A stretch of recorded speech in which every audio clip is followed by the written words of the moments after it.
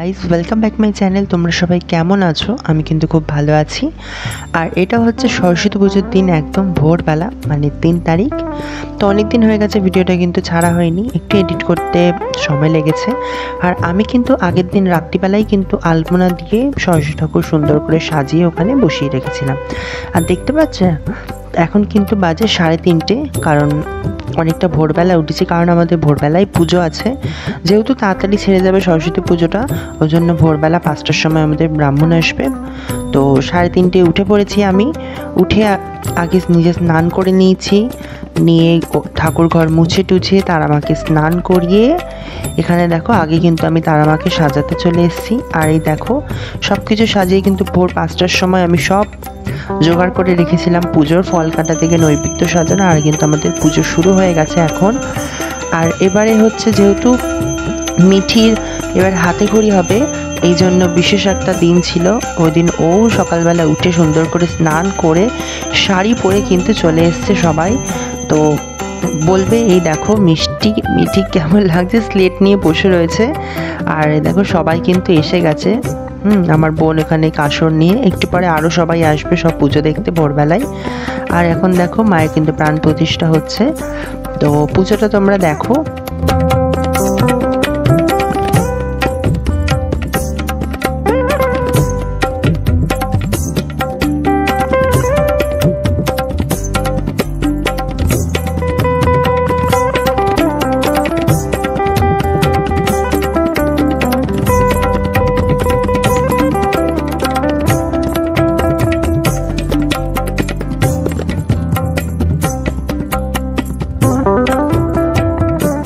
আর এই দেখো এবার কিন্তু মিঠির হাতে খড়ি হবে, হাতে গঙ্গার জল চন্দন এগুলো দিয়ে একটা মন্ত্র পড়ে যেটা হয়। এবার স্লেটটা কিন্তু দেখতে পাচ্ছ এত সুন্দর, ওটা কিন্তু আমি করেছি। আমি আগের দিন দিদির কাছ থেকে স্লেটটা চেয়েছিলাম, তারপর ওর মধ্যে সুন্দর করে রেড কালার দিয়ে, ওপরে হোয়াইট কালার দিয়ে সুন্দর করে একটু আলপনা দিয়েছি যতটুকু ভালো লেগেছে। আর ওপরে হাতে খড়ি লিখে, ও যেদিন ওর হাতে খড়ি সে ডেটটা কিন্তু লিখে দিয়েছি। এটা কিন্তু খুব সুন্দর একটা জিনিস, আমি দেখছিলাম ফেসবুকে, ওখান থেকে আমি ভাল লাগলো। আর এটা কিন্তু সারা জীবন থাকবে যে এই দিন মিঠির হাতে খড়ি হয়েছিল। তো দেখো এখানে ও আ ক খ যেগুলো লেখে হাতে খড়িতে সেগুলোই ও লিখছিল। আর ও কিন্তু একদম যে ব্রাহ্মণের কোলে বসতে চাইছিল, ওই জন্য আমি সামনে বসেছিলাম, আমার কোলে বসিয়ে ও কিন্তু লিখেছে যতটুকু লেখার। তো হাতে খড়ির পর আমাদের সবার পুষ্পাঞ্জলি হয়ে গেল। পুষ্পাঞ্জলি হওয়ার পর এবার কিন্তু হবে মায়ের আরতি। তো তোমরা মায়ের আরতি দর্শন করে নাও।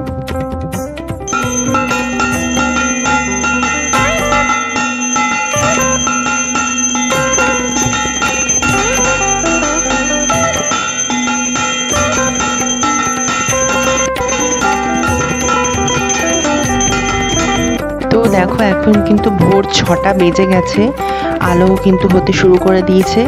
আর এই দেখো পুজো কিন্তু আমাদের একদম কমপ্লিট। আমি যতটুকু পেরেছি ততটুকুই সাজিয়েছি। তো এখন হচ্ছে সকাল বেজে গেছে 8টা। আর আমি কিন্তু চলে এসেছি রান্নাঘরে। রান্নাঘর মা সুন্দর করে মুছে টুছে আমি গঙ্গা জল ছিটিয়ে আমি কিন্তু এখন তারামার জন্য ভোগ বানাবো।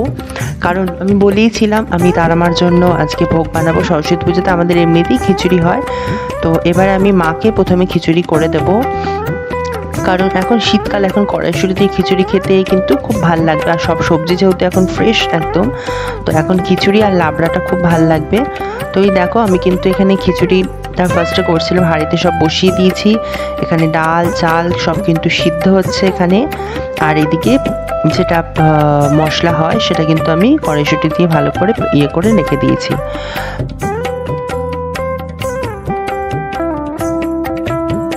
ভোগ করতে কিন্তু অনেকটা সময় লেগেছে আমার। এখানে দেখো আমি মায়ের জন্য খিচুড়ি, 5 রকম ভাজা, 5 রকম মাকে মিষ্টি আর কিন্তু লাবড়া দিয়েছি।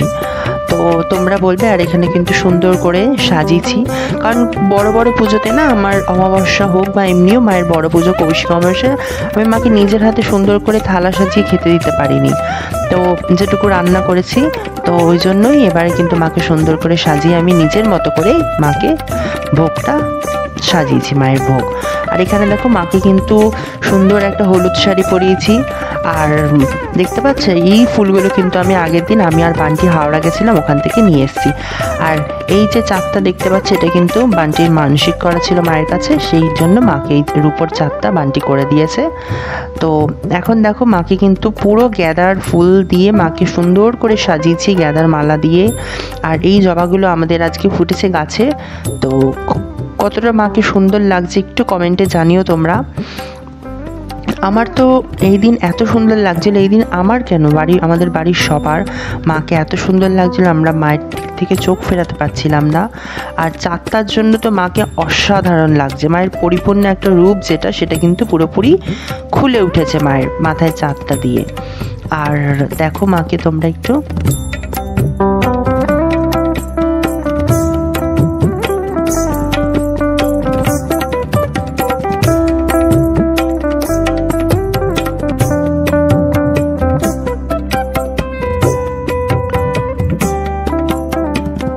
এবারে মায়ের পুজো হয়ে যাবার পর মায়ের আরতি করে নেব, তোমরা মায়ের আরতি দর্শন করে নাও।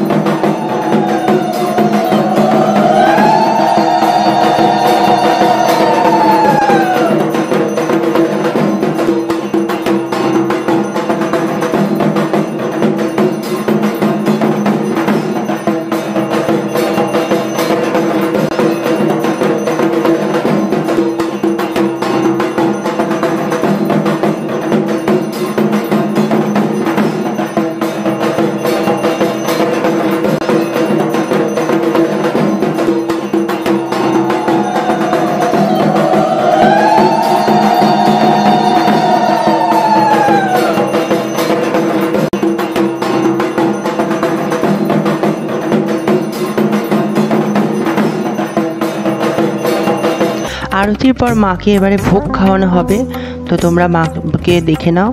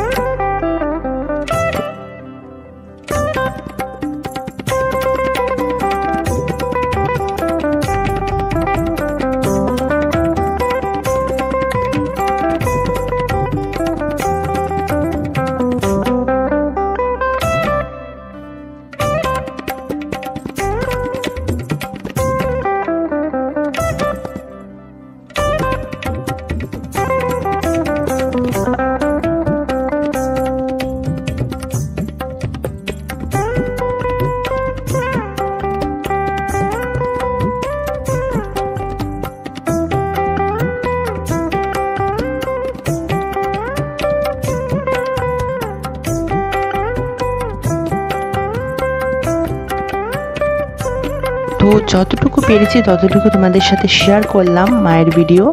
তো সেরকম করে মায়ের ভিডিও আনা হয় না, তোমরা কীরকম ভিডিও চাও আমাকে অবশ্যই জানিও মায়ের। আর দেখতে পাচ্ছ আমার কিন্তু পুজো হয়ে গেছে, সকাল থেকে দুপুর অবধি অনেকটা পরিশ্রম গেছে, সবই কটাই মায়ের জন্য। তো তোমাদের কেমন লাগলো ভিডিওটা অবশ্যই আমাকে জানিও। আর বিশেষ বিশেষ দিনে আমি চেষ্টা করব মায়ের সুন্দর একটা ভিডিও আনার এরকম। তো তোমরা সবাই ভালো থেকো, সুস্থ থেকো।